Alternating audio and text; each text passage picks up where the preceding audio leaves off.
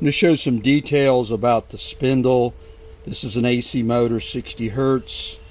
Drives a spindle on a skate sharpener.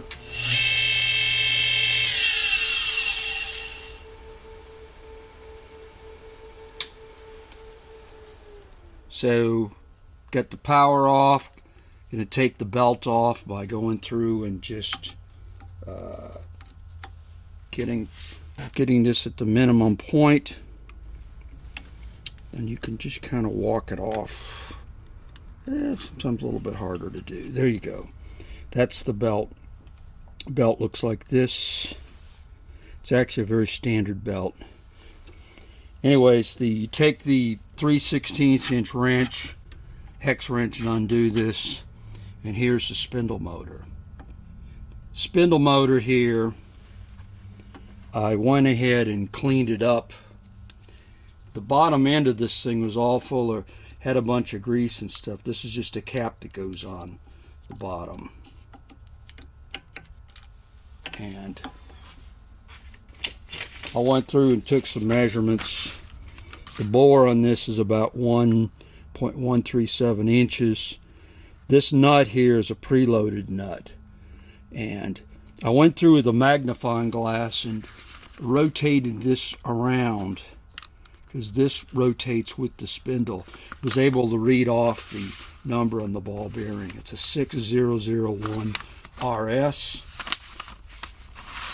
And anyways, here's the pulley diameter, 657. I happened to measure that with a pair of calipers. That's the minimum point I could measure. If the 50 hertz people want to look at that. And then the diagram I've drawn here is really the purpose here of this. Now this diagram shows about 2x life on a sheet of paper. This is the grind disc, which is this. This is the nut that goes on. And when I talked to Sid one time, he's passed away, but 2-3 years ago, he told me that he was getting these from Turkey. And I think the ball bearing company is called ORS there.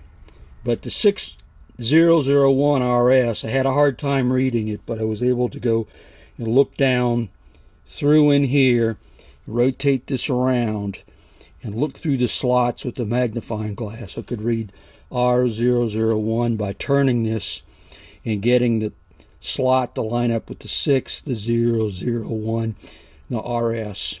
RS means rubber shields. That's so you don't have grit to get in there. And that's a common bearing used for all sorts of spindles. Very, very common. You can get them from anywhere from 50 cents to probably $80 if you want to get one ABEX 7 from a reputable vendor. But there's a lot of counterfeit bearings out there. Anyways, this has got a 12 millimeter bore, 28 millimeter OD, and 8 millimeter width. Now, and that's all that information is based on the seal. You can get variants of bearings and use the same seal and have a different bore. So I haven't ripped this apart to see. If I had to bet, there's a very good chance this is just, there's no reason to use a non-standard bearing on a small application like this, unless you really have to. So pretty sure this has got a 12 millimeter bore. And so this looks like this. And I was trying to go ahead and undo this. This is the preload nut. And these holes that are on here in the spindle are to tighten it up or something. They're not set screws. Then over here, if you could hold this somewhere and not tear it up and make a tool and undo this, looks like it goes counterclockwise. Right hand thread to loosen that up. So I don't know if there's a wavy washer under here for the preload, or they just gingerly snug this up at a certain torque, and then they may have Loctited this. This might have Loctite 290 on it. So this joker may be really hard to get off. I used a pair of retaining pin pliers and clamp this and torque this as much as dare as I tried to get and to take it apart, but I couldn't get it apart. So I didn't want to abuse it without making a proper tool. But this does have noisy bearings. Now, when I removed this, there was all sorts of dirt on here, and then this was all full of grease. I've gone through here and wiped this over and over again, so maybe this has gotten hot and the grease has dropped out of there. And at the end here, I might just go ahead and refocus this so you can see that in there. Now sometimes you can go in there and squirt a little bit of oil, pull the seal back just gently with a needle and squirt some in there after you've cleaned all the grit out. Sometimes you can get a bearing to run quiet, but if it's worn, that's when you're going to get run out on there. So I used to work on ball bearings a long time, and see, noise is a criteria, but it doesn't necessarily mean that this joker's moving back and forth.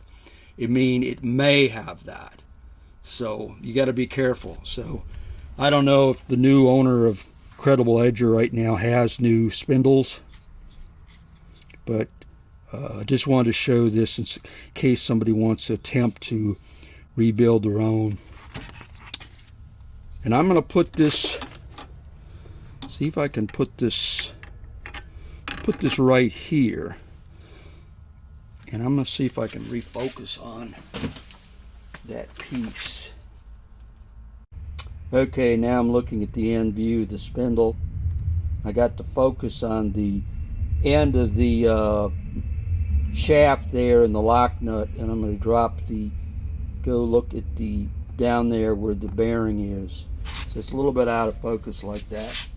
But if I take this and revolve this around like this, that's how I read the ball bearing number. I went through and looked where these slots are, found where the name was, and then I rotated this around to get the 6001 RS. Kind of a pain in the butt to do, but that's what I did to get the name off the seal.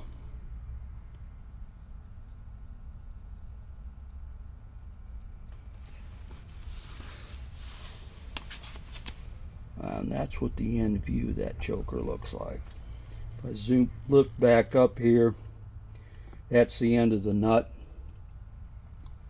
You see a little bit of mark there where I tried to loosen that up. So I'm not sure if this is if he Loctited that on. They might have put some Loctite 290 down in there, because it just didn't want to come off. A lot of times what they'll do is they'll put a washer under there, a compression washer, brass beryllium copper washer. So you preload it to a certain torque on here, then you zap that connection on there.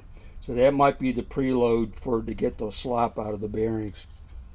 Those aren't angular contact bearings, but they are generally used bearings with a larger clearance. When you do an application like this, you use generally from like a 2 to 5 tenths, 5 to 7 tenths of a clearance to go through in the ball contact, so you have a greater contact. That's why if you buy bearings for this, a lot of times if you just get one and it's got a normal clearance, you'll have a higher stress. So these bearings are preloaded this way. It's the way they're preloaded into the page.